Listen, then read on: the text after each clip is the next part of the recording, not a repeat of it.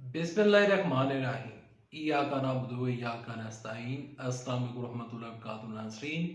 उम्मीद करता हूँ आप सब खैरियत से होंगे और आप लोगों की ज़िंदगी अच्छी गुजरी होगी। मैं हूँ अमाद मजीद और आप देख रहे हैं यूट्यूब चैनल।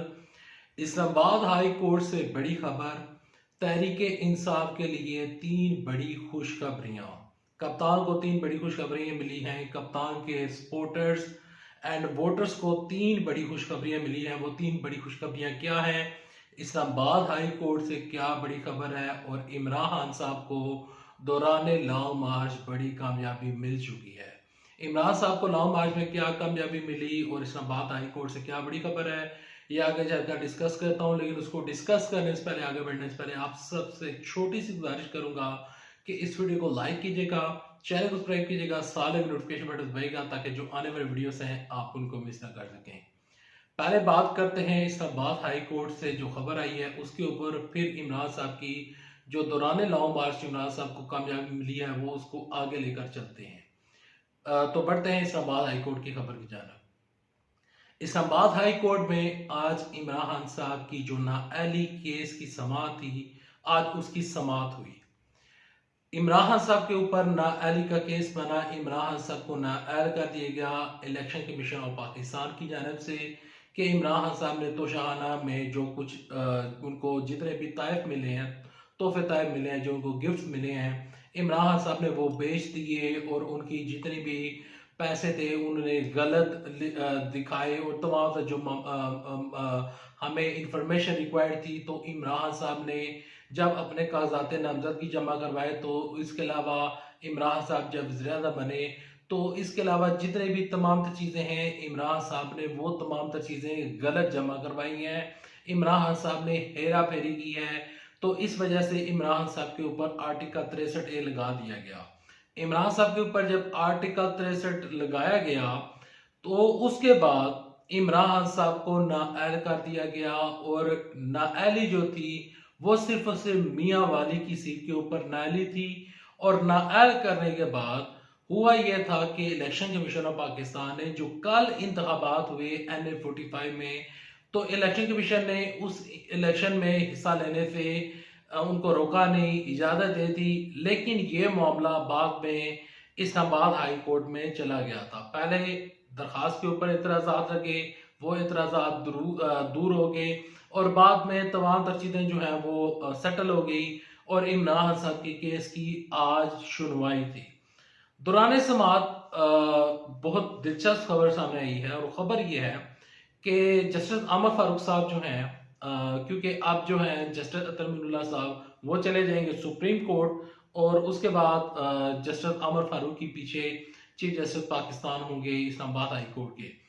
तो उन्होंने दौरान समाअत इमरान खान साहब के लिए पहली खुशखबरी ये सुनाई कि उन्होंने मियाँ वाली की जो सीट थी जहां से इलेक्शन कमीशन ज़िमनी इंतखाबात करवाना चाहता है, तो मियाँ वाली की सीट से इलेक्शन कमीशन ऑफ पाकिस्तान को इलेक्शन करवाने से रोक दिया गया।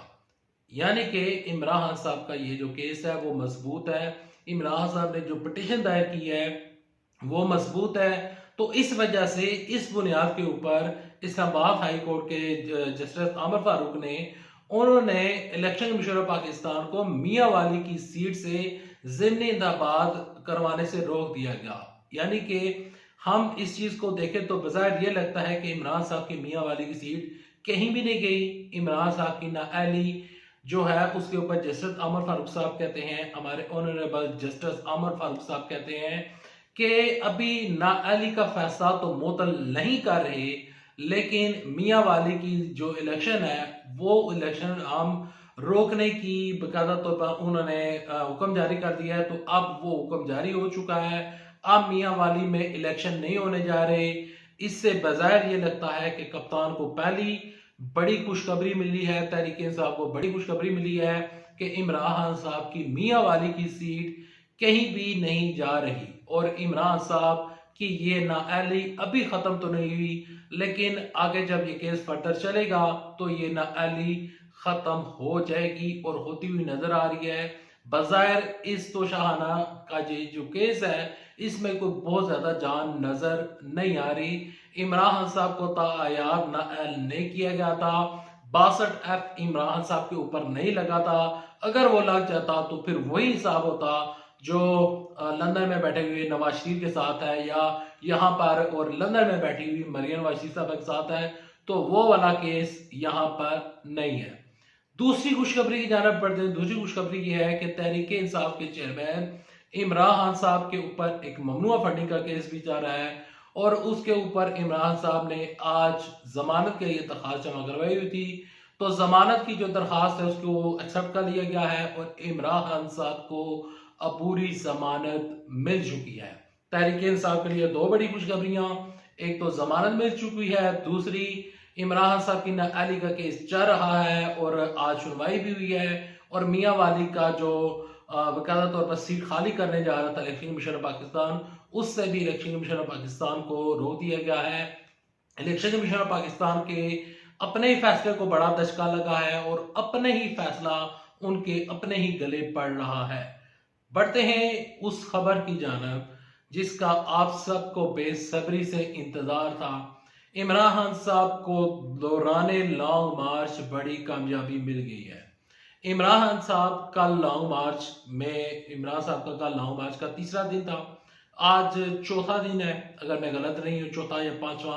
अगर मैं गलत हूं तो मैं माफी चाहता हूँ। इमरान खान साहब जो हैं, इमरान साहब का लॉन्ग मार्च जारी है। इमरान खान साहब का फोकस था लॉन्ग मार्च के ऊपर, और दूसरी जानब इलेक्शन हो रहा था NA-45 का, जिला कोरम का ये इलेक्शन था। इमरान खान साहब ने वहां पर PDM के जो कैंडिडेट थे उनको उन्होंने बड़े बड़े मार्जिन से वहां पर शिकस्त दे दी। इमरान खान साहब ने जिला कोरम का चक्कर नहीं लगाया था, वहां पर इलेक्शन कैंपेन नहीं की गई थी, जबकि दूसरे जो कैंडिडेट थे JUIF के और PDM के मुश्तरका जो कैंडिडेट थे उनको वहां पर लगा है बहुत बड़ा झटका। इमरान खान साहब को दौरान लॉन्ग मार्च बड़ी कामयाबी मिल गई है, और यहाँ पर जो जितने भी लोग इमरान खान साहब को नाअहल करवाने की साजिश करते रहे, और इमरान खान साहब का केस कभी गड़ी चोरी की, कभी तोशाखाना, कभी ममनुआ फंडिंग केस, तो ये तमाम तर जो चीजें थी, इसके बावजूद भी इमरान खान साहब के साथ अवाम खड़ी है। अवाम ने अपना फैसला सुना दिया है। अवाम ने इमरान साहब को NA-45 में भारी मार्जिन से जितवा दिया है। इवन कि उनको पता भी है कि इमरान खान साहब ने इलेक्शन जीतकर असेंबली में नहीं जाना, और उधर से भी लोगों को पता है कि मियां वाली की सीट में भी लोगों इमरान खान साहब ने असेंबली में नहीं जाना। लेकिन इसके बावजूद भी इमरान खान साहब को लोग क्यों एक्सेप्ट कर रहे हैं, क्यों उनको वोट दे रहे हैं?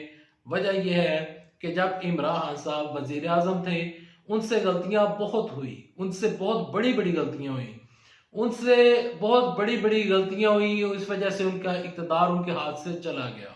सबसे बड़ी गलती यह थी कि उन्होंने अपने पास बैठे हुए लोगों के ऊपर यकीन किया, लेकिन इक़्तिदार उनसे उनके हाथों से चला गया। लेकिन इमरान खान साहब जब वजीर आजम थे तो वो अवाम की बात किया करते थे। अवाम को रिलीफ मिलता रहा और मिलता ही रहा, लेकिन कुछ महंगाई भी बढ़ी थी, लोग नाराज भी नजर आ रहे थे। लेकिन इमरान खान साहब आए दिन जो स्पीच करते थे, जो आए दिन आकर कौम से खिताब करते थे, तो लोगों को लगता था कि शायद ये शख्स तब्दीली लाएगा, और उस तब्दीली की खातिर लोग आज भी इमरान खान साहब के साथ खड़े नजर आ रहे हैं, और इसी वजह से इमरान खान साहब इलेक्शन में जीते हुए नजर आ रहे हैं।